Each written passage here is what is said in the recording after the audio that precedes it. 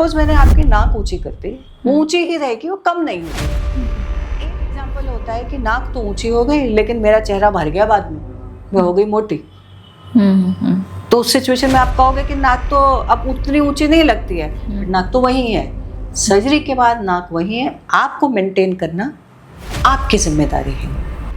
कि मैं पतली हो गई ऐसा तो नहीं होगा कमजोर भी हो जाऊंगी, नहीं, आप कमज़ोर नहीं होंगे क्योंकि हम फैट निकाल रहे हैं। कमज़ोरी जो होती है हीमोग्लोबिन की कमी से होती है, कमज़ोरी खून की कमी से होती है, विटामिन्स की कमी से होती है। फैट की कमी से कोई कमज़ोरी नहीं होती है। कमज़ोरी प्रोटीन की वजह से हो सकती है।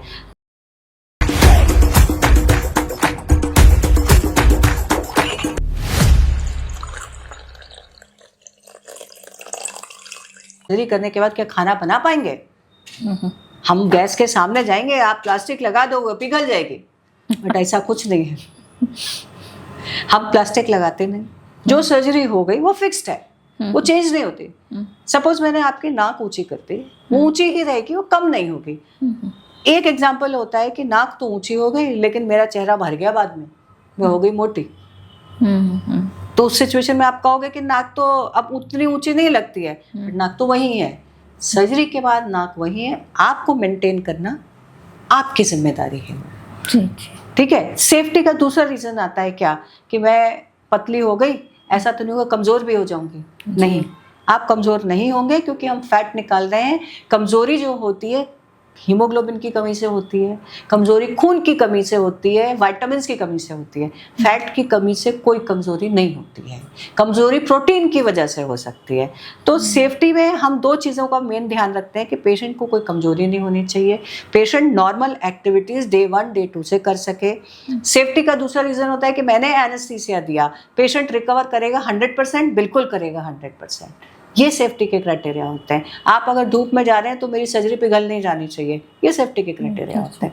ऐसी कोई भी प्रॉब्लम नहीं आती है सर्जरीज कराने के बाद। अच्छा, और मतलब क्या प्रिकॉशन रखना चाहिए? कुछ तो मतलब आप देते होंगे, देखिए कराने से पहले क्या लेना चाहिए, नॉर्मल सर्जरी का प्रिकॉशन है, साफ सफाई रखनी है। अच्छा, आपको जो खाना जैसे मैंने बताया समय पे खाना है, डाइट कंट्रोल रखना है, तो आपका वजन कंट्रोल ही रहेगा। एक बार मैंने आपकी हेल्प की, जितना एक्स्ट्रा फैट था वो निकाल दिया, आप उसके बाद मेंटेनेंस कर रहे हैं तो वापस वो फैट नहीं आएगा।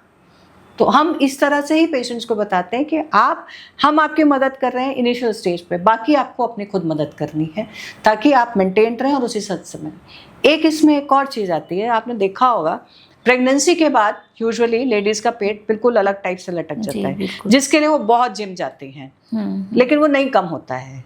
वो एक अलग कैटेगरी का फैट है जो कि आपके पूरे बॉडी पे नहीं है, वो सिर्फ एक सर्टेन सेगमेंट है, लोअर एब्डोमेन, मतलब पेट का निचला हिस्सा। वो क्यों होता है? क्योंकि जब प्रेगनेंसी होती है तो वहां पे सिर्फ ऐसा नहीं है कि यूट्रस बड़ा हो रहा है, बच्चा बड़ा हो रहा है, बट वो जो स्किन होती है वो एक्स्ट्रा हो जाती है। जी। जब कोई चीज खिंच रही है, फैल रही है, तो स्किन खिंच गई लेकिन वो वापस तो होती नहीं। उस सिचुएशन में हम एक प्रोसीजर होता है जिसको बोलते हैं टमी टक। टमी टक में हम क्या करते हैं कि जो वहाँ पे एक्स्ट्रा टायर वाली जो स्किन है उसको हटाते हैं। जो आपकी मसल्स कमज़ोर हो रही हैं उनको आपस में सेट करके मजबूत करते हैं, जिससे कि आपने देखा होगा कि बहुत सारी हीरोइन का पेट बिल्कुल वॉशबोर्ड, एक एग्जाम्पल बोलते हैं, बिल्कुल वॉशबोर्ड जैसा बनाना है। उससे दो फायदे हैं, एक देखने में अट्रैक्टिव है, दूसरा जो हर बार आपको लगता है कि पेट की वॉल कमजोर है और मैं खांसती हूँ तो मेरा को ऐसा लगता है मेरे सारे ऑर्गन्स बाहर हैं, उसमें हेल्प मिलती है। क्योंकि जो दीवार है पेट की, जिसको आप वॉल बोलते हैं, एब्डोमिनल वॉल, वो स्ट्रेंथन हो जाती है, जो कि मेल्स में जरूरत नहीं है, क्योंकि मेल्स में क्या होता है वो प्रेगनेंसी नहीं है। तो फीमेल्स के लिए कई बार सिस्ट रप्चर करते हैं उसके बाद भी ये सेम सिम्टम्स आते हैं।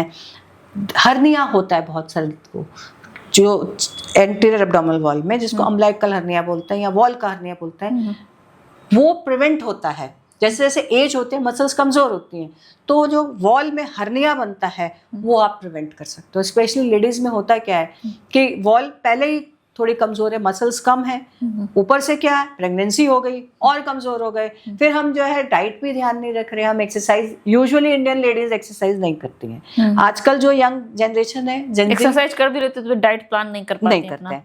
तो उसमें हम हेल्प करते हैं कि आपको हर्निया नहीं होगा, चलने में आसानी होगी, ऐसा नहीं लगेगा कि मेरे सारे ऑर्गन्स गिर रहे हैं, ऐसा नहीं लगेगा कि हर्निया हो रहा है, कुछ हो रहा है। उसमें भी टमी टक आपका हेल्प करता है कि आपका शेप भी चेंज हो रहा है, आपको एडिशनल सपोर्ट भी मिल रही है, आप हर्निया से भी प्रिवेंट हो रहे हो और वेट तो कम हो ही रहा है।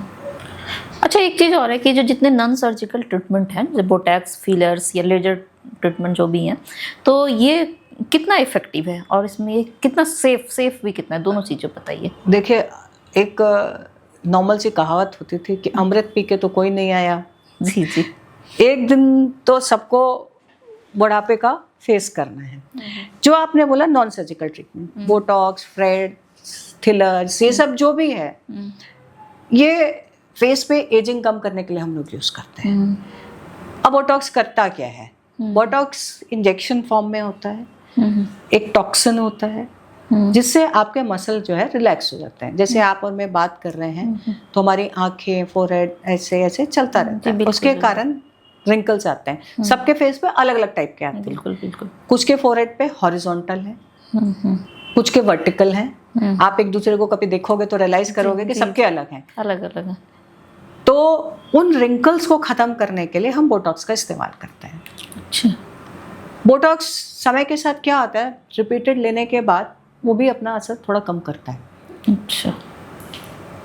तो उस सिचुएशन में फिर हम सर्जिकल ट्रीटमेंट पे स्विच ओवर करते हैं, जिसको हम फेस लिफ्ट बोलते हैं। दूसरा चीज आती है जिसको हम बोलते हैं फिलर्स। जैसे जैसे आदमी एज करता है तो फेस पे जो वॉल्यूम है, मतलब अभी गाल भरे हुए हैं, जैसे जैसे आदमी एज करता है तो गाल पिचक जाते हैं। जी जी जी। उस वॉल्यूम को मेंटेन करने के लिए हम फिलर्स यूज करते हैं। फिलर्स जो होते हैं उनकी एक शेल्फ लाइफ है, मतलब एक फिलर हमने एक बार यूज किया, वो 1-1.5 साल चला, फिर आपको रिपीटेड सेशंस उसमें लेने पड़ते हैं। अच्छा। एजिंग का प्रोसेस तो आपका रुका नहीं, इसीलिए ये प्रोसेस कॉन्टिन्यूअस होता है। तीसरी चीज जो आजकल चली हुई है वो है थ्रेड्स। थ्रेड्स क्या होते हैं? मोटे थ्रेड्स होते हैं जो कि हम छोटे एक नीडल प्रिक से हम डालते हैं, वो आपकी स्किन को पुल बैक कर लेते हैं। अच्छा। जैसे यहाँ पे लाइंस होती हैं जिसको हम बोलते हैं लाफ लाइंस या नेजोलेबियल फोल्ड्स। जब हम एज करते हैं तो ये गहरे होते जाते हैं, क्योंकि हम एज के साथ साथ हर दिन अपने मसल्स का यूज कर रहे हैं। मसल्स जब जब आप यूज करते हो तो फोल्ड गहरे गहरे होते जाते हैं। आपने देखा होगा हीरो हीरोइंस का एक फेस पहले का था जब वो 18 साल के थे या 22 साल के थे, एक फेस उनका आज है जो ऐसा लगता है फूला हुआ है। वो सब लोग यंग दिखने के लिए, क्योंकि एज के साथ स्किन सैग होती है, सैग मतलब लटकती है, तो उसको वापस खींचने के लिए क्या तरीका हो सकता है कि अंदर कुछ भर दूं तो स्किन खिंच जाएगी, वो फिलर्स है। बोटॉक्स क्या करता है, आपके जो मसल्स है उनको रिलैक्स करता है, तो जो रिंकल्स फेस पे दिखते हैं वो नहीं दिखेंगे। तो सारे सेलिब्रिटीज इन चीज़ों का यूज़ करते हैं, इसका मतलब आप भी कर सकते हो। क्यों? क्योंकि आपने तो रोज पॉडकास्ट बनाने हैं, जी। तो आपको भी चाहिए। बिल्कुल बिल्कुल। तो मैं इसीलिए बोलता हूँ चीज सेलिब्रिटीज के लिए नहीं है, चीज हर उस इंसान के लिए है जो अपने आप को सेलिब्रेट करना चाहता है। जी जी बिल्कुल बिल्कुल। मैं अपने आप को सेलिब्रेट करना चाहती हूँ। I am doctor Richa Kumar, I want to celebrate myself as doctor Richa Kumar. Yes of course. तो मैं भी कर सकती हूँ, मेरे लिए भी बना है, मेरे भी आँख के चारों तरफ रिंकल्स हैं, मैं भी लगा सकती हूँ बोटॉक्स। इसलिए हम उसको कैटेगराइज ना करें तो बहुत अच्छा है। आप देखिए, जैसे आपने देखा होगा कि आजकल कॉर्पोरेट में सीईओ हैं, लड़कियां हैं, ऐसा नहीं है कि आज मेल सीईओ हैं। जी जी। उनको भी चाहिए। अब वो आते हैं हमारे पास। क्यों? क्योंकि उस पोजीशन पे जाके आपके सीईओ की काबिलियत बाद में देखी जा रही है, पहले आप दिखते कैसे हो वो देखा जा रहा है। जी जी। तो हर किसी के लिए हो सकता है, चाहे वो थ्रेड्स हैं, चाहे बोटॉक्स है, चाहे फिलर्स, और नंबर ऑफ टाइम्स आप उनको कर सकते हो। आप साल बार फिर रिपीट कर सकते हैं। नॉन सर्जिकल है, इसलिए आपको ये भी नहीं है कि मुझे एनेस्थीसिया की ज़रूरत है। आप आइए, कराइए, चले जाइए। ये कितना टाइम ड्यूरेशन का प्रोसेस होता है? टाइम ड्यूरेशन का प्रोसेस ये है कि आप हमारे क्लिनिक आ रहे हैं तो आप 1 से 1.5 घंटा लेके आएंगे, हम सारा प्रोसेस कर देंगे, फिर आप जा सकते हैं। रिजल्ट भी इसमें इमीडिएट दिखता है, क्योंकि हमने फिलर्स डाले तो आपको इमीडिएट 1.5-2 घंटे तो पार्लर में भी लोग लग जाते हैं। एग्जैक्टली, इसीलिए उसका नाम है लंच आवर प्रोसेस। अच्छा। फॉरेन कंट्रीज में क्या होता है कि जैसे आज फ्राइडे है लंच के बाद छुट्टी मिली, उनको बोल दिया कि सैटरडे संडे हमारी छुट्टी है, तो हम लंच के बाद अब नहीं आएंगे, या लंच में करा लिया 2 घंटे के लंच में और फिर वापस चले गए। तो इसीलिए उसका नाम है लंच आवर प्रोसेस। जितने भी ये है, चाहे बोटॉक्स है, चाहे थ्रेड्स हैं, चाहे फिलर्स हैं, तो उनको हम कैटेगराइज करते हैं लंच आवर। अब नेक्स्ट चीज आपने पूछा था लेजर्स। लेजर्स मशीन का इन्वॉल्वमेंट है। लेजर्स एक अपने आप में बहुत बृहद टॉपिक है, जिसमें अलग अलग चीज़ों के लिए अलग अलग लेजर्स होते हैं। लोग सोचते हैं कि एक मशीन है, एक से सब हो जाएगा। अच्छा, बट ऐसा नहीं है। अलग अलग सबके अलग अलग मशीनें, अलग अलग टारगेट है। जैसे सपोज कुछ लोग लेजर्स करा रहे हैं स्किन टाइटनिंग के लिए, या स्कार ट्रीटमेंट के लिए। सपोज मेरे फेस पे कोई निशान है, दाग है, धब्बा है, उसके लिए। या लेजर ट्रीटमेंट कर रहे हैं, जैसे आपने देखा होगा पिंपल्स निकले, उसके बाद गड्ढे हैं, उसके लिए। कुछ लोग प्रेगनेंसी में जैसे स्ट्रेच मार्क्स हो गया, हाँ, उसके लिए। या सपोज सडनली आपने वेट गेन किया और फिर रिड्यूस हुआ, तो स्ट्रेच मार्क्स आ गए वेट गेन के बाद। उन सब के लिए हम लोग लेजर ट्रीटमेंट करते हैं। लेजर्स की सबसे खूबसूरत बात क्या है कि आपने जितनी देर यूज़ किया, उसके बाद रिजल्ट आया, वो रिजल्ट परमानेंट है। सपोज 20% रिजल्ट आया, तो ऐसा नहीं होगा कि मैंने लेजर कराना छोड़ दिया तो वापस हो जाएगा। अच्छा, तो वो है। बट लेजर्स में यूजुअली नंबर ऑफ सिटिंग्स लगते हैं। किसी में आप महीने बाद जाते हो, किसी में 20 दिन बाद जाते हो, डिपेंडिंग अपॉन कि हम क्या प्रोसेस टेक कर रहे हैं। मतलब ये कंटिन्यू जाना ही पड़ता है, ये नहीं कि नहीं, मतलब... जैसे अगर हमने हेयर रिडक्शन की बात की, एक बार ये बाल आना बंद हो गए तो आपको नहीं जाना है। अच्छा, एक बार ये आपने एक्ने स्कार्स के लिए किया, मतलब कि पिंपल्स निकले, गड्ढे हुए, जब स्किन स्मूथ हो गए, मत जाइए। अगर आपका पर्पस है कि मैं स्किन टाइटनिंग के पर्पस से कराना चाहती हूँ लेजर्स, तो वो बार बार होगा, क्योंकि स्किन तो सैग होती रहेगी, एजिंग होती रहेगी, तो वो आप जाना पड़ेगा इसमें। बट डिपेंड कर रहा है हम किस लिए करा रहे हैं। अगर मैं स्ट्रेच मार्क्स के लिए करा रही हूँ, स्ट्रेच मार्क्स हल्के हो गए, खत्म हो गए, तो मैं नहीं जाऊंगी। तो ये लेजर्स पर्पस पे ही डिसाइड होता है कितने दिन जाना है, कौन सा लेजर होना है, कब तक हमें करना है और क्या प्रिकॉशन लेने हैं। सपोज हमने लेजर किया स्किन टाइटनिंग के लिए, उस सिचुएशन में हम सबको बताते हैं sunscreen is a must. As such भी आप 18+ हैं, 17+ हैं, आप चाहे बाहर जा रहे हैं चाहे नहीं जा रहे हैं, बट जो रिकमेंडेशन है डर्मेटोलॉजिकल सोसाइटी से या प्लास्टिक सर्जन सोसाइटी से, सनस्क्रीन लगाना है, इनवेरिएबली लगाना है। बट आप कोई ट्रीटमेंट प्रोसीजर कर रहे हैं तो ज़्यादा लगाना है, बिकॉज आपकी स्किन सेंसिटिव है, उसके ऊपर की लेयर निकल रही है, जब उस पर सन पड़ता है तो ज़्यादा काला होने के चांस होता है, ज़्यादा एजिंग होने के चांस होते हैं। तो ये एक प्रिकॉशन है, जब हम लेजर्स कर रहे हैं या कोई भी ट्रीटमेंट कर रहे हैं, हमें सनस्क्रीन एक मस्ट है। अच्छा, ये चीज़ भी है कि मतलब लोग कंफ्यूज रहते हैं कि उन्हें लगता है कि प्लास्टिक या कॉस्मेटिक सर्जरी करवाना चाहिए, उनको लगता है कि रिक्वायरमेंट है, ऐसा नहीं कि ट्रेंड के चलते रिक्वायरमेंट उनको लगता है, पर वो डिसाइड नहीं कर पाते कि कौन से सर्जन के पास जाए, किससे कराएं। तो उसके लिए वो कैसे मतलब रियलाइज करेंगे, एनालाइज करेंगे? अमूमन हम ये जानते हैं कि एक डॉक्टर की डिग्री ही उसका क्राइटेरिया होना चाहिए। इस चीज़ को सुन के या ऑनलाइन कोई ऐड देख के कभी नहीं जाना चाहिए। आप डॉक्टर की डिग्री चेक करिए। जब भी आप किसी भी फील्ड में जाते हैं, मैं प्लास्टिक सर्जरी की बात नहीं कर रही हूँ, किसी भी फील्ड में जाते हैं तो उसकी डिग्री चेक करिए। बंदा MBBS है, MS है या MCH है। जो प्लास्टिक सर्जरी की डिग्री है उसमें MCH लिखा होता है, मास्टर ऑफ सर्जरी। तो अगर बंदा या जो भी डॉक्टर है वो MCH है, he is qualified enough to provide you all the plastic surgery treatments. अगर डिग्री नहीं है, सपोज मैं बोलती हूँ कि आप एक डर्मेटोलॉजिस्ट के पास जाते हैं, उनकी MD डर्मेटोलॉजी की डिग्री है, और ये NMC की गाइडलाइंस हैं, आपके बोर्ड पे आपकी सारी डिग्रीज होनी चाहिए। अगर आप नहीं लिखते हैं तो आपके पास अगर पेशेंट आता है और कुछ गलत हो जाता है तो वो आपको स्यू कर सकते हैं कि हमें नहीं पता था कि आपके पास क्या डिग्री है। तो ये हमारा ड्यूटी है कि हम अपनी सारी degrees, fellowships should be displayed. और उन्हीं डिग्री और फेलोशिप्स को देख के पेशेंट्स को डिसाइड करना चाहिए कि किस डॉक्टर के पास जाएं। अगर मुझे स्किन ट्रीटमेंट करानी है तो हम दोनों के पास जा सकते हैं, बट अगर मुझे कोई भी सर्जिकल प्रोसीजर कराना है तो हमें सर्जन ही चाहिए। अगर मुझे बोटॉक्स थ्रेड फिलर कराने हैं बट मुझे कंफ्यूजन है, it's better to go to a surgeon, क्योंकि वो बड़ी सर्जरी भी कर सकता है, छोटी सर्जरी भी कर सकता है, तो उसके लिए नॉन इन्वेजिव प्रोसीजर बहुत छोटी चीज़ है। तो degree is a must, certification is a must from the national medical council और मेडिकल काउंसिल ऑफ इंडिया। अगर किसी अब्रॉड की डिग्री है तो प्लीज़ उसको आप चेक करें कि वो डिग्री क्या वैलिड डिग्री है, उसकी क्या क्वालिफिकेशन है, क्योंकि बहुत सारी फेलोशिप्स होती हैं जिसमें कोई डिग्री नहीं होती है। तो ऑलवेज आप सर्टिफाइड डॉक्टर के पास जाएं जिसके पास डिग्री हो, उसी से आप प्रोसीजर कराएं तो आप सेफ हैंड्स में। अच्छा, ऐसा भी कहते हैं कि B12 बहुत ज़्यादा कम अगर हो जाए तो डिमेंशिया, इस तरह की चीज़ें भी लॉन्ग टर्म में। आपके जो B12 है वो नर्व्स के लिए बहुत इम्पॉर्टेंट है।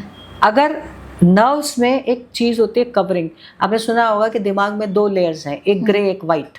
तो ग्रे ज़हीन लोगों में थोड़ा ज़्यादा कहा जाता है। ज़हीन लोगों में ज़्यादा क्यों? कि वो सोचने वाला हिस्सा है। तो जो ग्रे कवरिंग है उसके लिए vitamin B12 is a must. अगर वो नहीं है या वो कम है तो वो कवरिंग कमज़ोर होती जाती है। जब वो कवरिंग कमज़ोर है तो सोचने की प्रक्रिया, लोगों को पहचानने की प्रक्रिया, एक्टिविटी को कोऑर्डिनेट करने की प्रक्रिया वो अफेक्ट होती है। अच्छा, तो B12 के लिए नॉर्मल डाइट क्या सजेस्ट करना चाहेंगे? क्योंकि काफ़ी सारी फीमेल्स में स्पेशली देखा काफ़ी लोगों की रिपोर्ट्स में कम। जो वेजिटेरियन लोग हैं उनमें काफ़ी प्रॉब्लम है B12 की वजह से। अगर आप स्ट्रिक्टली वेजिटेरियन हैं, मिक्स डाइट नहीं खाते हैं, तो B12 डेफिशिएंसी होने के काफ़ी चांसेस हैं। अगर B12 डेफिशिएंसी है तो आपको फ्रेश फ्रूट्स, वेजिटेबल्स डाइट में इंक्लूड करिए। ठीक है, अगर आपको लगता है फिर भी नहीं हो रहा है, सप्लीमेंट्स लीजिए। B12 आइसोलेटेड सप्लीमेंट्स भी अवेलेबल है मार्केट में, कॉम्बिनेशन भी अवेलेबल है जिसमें B कॉम्प्लेक्स पूरा होता है।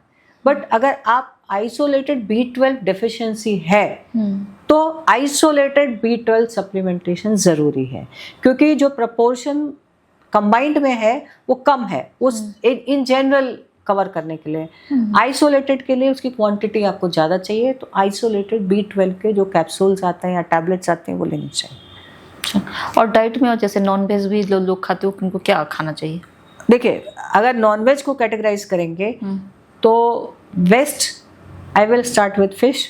अच्छा, सी फूड्स, उनका जो मीट है दैट इज लीन, उसमें आपको फैट नहीं है, ईजियर टू डाइजेस्ट है, ओमेगा 3 फैटी एसिड, ओमेगा 6 वो सिर्फ आपको मिलते हैं फिश स्किन में।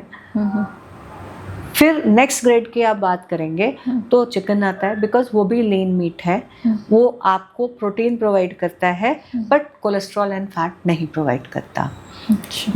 उसके थर्ड ग्रेड में आएगा जो आप गोट मीट यूज़ करते हैं, क्योंकि वो रेड मीट में इंक्लूड होता है। और रेड मीट जब हम कहते हैं, it is not good for your heart, it increases the fatty levels, it increase the free radicals. तो उसका प्रोटीन है, it's difficult to digest because it has a thicker fibers.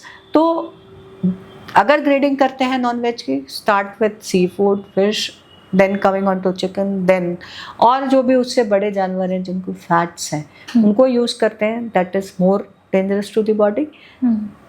तो उसी तरह से हम लोग नॉन वेज की ग्रेडिंग करते हैं। अच्छा, मतलब कोई B12 के लिए तो फ्रेश फूड खाइए, वेजिटेबल्स खाइए, यानी तो फिश मतलब ज़्यादा रिकमेंड करेंगे। आपने देखा होगा चावल 2 टाइप का चावल होता है। जी जी, brown rice and brown rice होता है और एक पार बॉइल्ड राइस जिसको बिहार में बोलते हैं उसना चावल। हाँ हाँ, उसना चावल का क्या खूबसूरती है, उसमें जब हम पार बॉइल्ड करते हैं और वो सील हो जाती है उसकी कोटिंग। अच्छा, उसमें B12 ज़्यादा है कंपेयर टू उसना चावल में, उसना चावल में कंपेयर टू जो हम कच्चा चावल यूज़ करते हैं, क्योंकि उसमें क्या होता है कि वो हस्क इतना साफ कर देते हैं कि उसके साथ निकल जाता है। और बिहार के साइड में अगर आप आज से 10 साल या 5 साल पहले, मुझे लगता है उसना चावल को लोग थोड़ा लो कैटेगरी में आज भी लोग मानते हैं, क्योंकि वो चावल छोटा होता है, वो सॉफ्टर होता है, वो फैलता नहीं है और वो देखने में उतना सुंदर नहीं लगता है। जी, जी। अब आजकल के जमाने में तो जो दिखता है वो बिकता वाला हिसाब है, इसीलिए हम यहाँ बैठे और आप बैठे हैं कि हम देखने में सुंदर दिख रहे हैं तो हम अच्छे हैं। तो अगर जो दिखता है वो बिकता है, उसी में चावल बासमती बिकता है, उसना नहीं बिकता है। जी जी। बट उसकी खूबसूरती यही है कि उसमें B12 रिटेन रह जाता है, बी कॉम्प्लेक्स के बहुत सारे और विटामिन से जो रिटेन रहते हैं।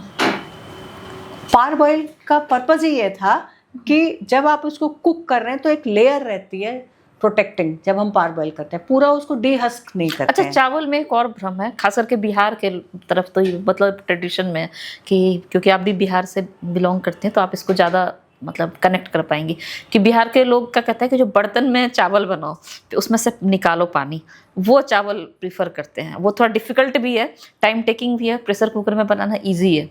तो किस मतलब कौन सा चावल खाना चाहिए ज़्यादा? चावल बिहार में हम लोग कहते हैं कि माड़ पसा माड़ के खाना है। माड़ पसा के खाने का एक एडवांटेज है कि जो स्टार्च है उसका वो निकल जाता है, बट उसके साथ विटामिन भी निकल जाता है।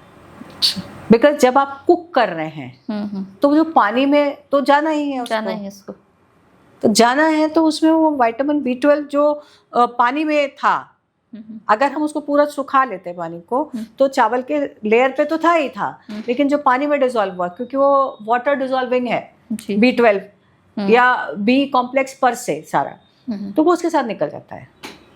तो आपको ये पता होना चाहिए कि क्या मैं बी के पर्पज से खा रही हूँ, क्या मैं स्टार्च कम करने के पर्पज से। अगर आपका पर्पज ये है कि मेरे को स्टार्च कम करना, बी कॉम्प्लेक्स तो मुझे फिश से मिल ही रहा है, बिल्कुल बिहार का कल्चर है कि चावल के साथ मछली खाते हैं तो वो वहाँ कॉम्पनसेट कर लेते हैं, बट स्टार्च कम हो जाता है, तो समहाउ वो बहुत बैलेंस डाइट होती है। अच्छा, कि आपने स्टार्च तो निकाल दिया, थोड़े कॉम्प्लेक्स कम हुए, लेकिन हमने उसको फिश से ले लिया या हमने और सब्जियों से ले लिया उसको, तो वो एडिशनल एडवांटेज है। स्टार्च कम हो जाता है, स्टार्च कम हो जाता है, लेकिन साथ साथ B12 अगर पर्पस लोग डेली में अगर फिश वगैरह नहीं ले डाइट तो B12 भी उनका कम हो रहा है। हाँ, ये कह सकता है उसको। अच्छा, अंत में जाते जाते मतलब हमारे दर्शकों के कॉमन सा क्या थोड़ा सा मिथ और ट्रूथ में क्या बोलना चाहेंगे, कॉस्मेटिक और प्लास्टिक सर्जरी को किस तरीके से वो देखें? देखिए, एक तो सबसे बड़ा मिथ तो ये कि सेलिब्रिटीज़ के लिए बना है, ऐसा नहीं है, ये एक मिथ है, ये आम जनता के लिए भी बनी है। दूसरा मिथ कि प्लास्टिक सर्जरी करा लेने के बाद हमको बार बार करानी है सर्जरी, ऐसा कोई प्रोसेस नहीं है। एक बार सर्जरी होगी वो रिजल्ट परमानेंट है, और ऐसा नहीं है कि जो आपने करा लिया वो वापस हो जाएगा। जी। तीसरा मिथ कि प्लास्टिक यूज़ करते, नहीं, हम कोई प्लास्टिक यूज़ नहीं करते, आप ही के टिश्यूज़, आप ही का स्ट्रक्चर सब वही है। चौथा मिथ ये है प्लास्टिक सर्जरी के बारे में कि प्लास्टिक सर्जन के पास जाएंगे तो ज़बरदस्ती पकड़ के कर देंगे। हम कोई चीज़ ज़बरदस्ती पकड़ के नहीं करते, जो आपकी इच्छा होगी हम वही करेंगे। जी जी। और ट्रुथ यह है कि it is safe, effective and it is reproducible. जो आपको चाहिए रिजल्ट आता है।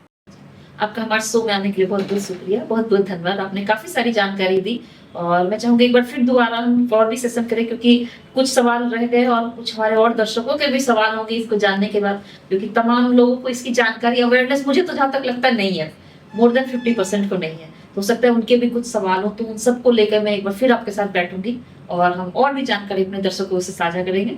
तब तक के लिए हमें दीजिए इजाजत। नमस्कार।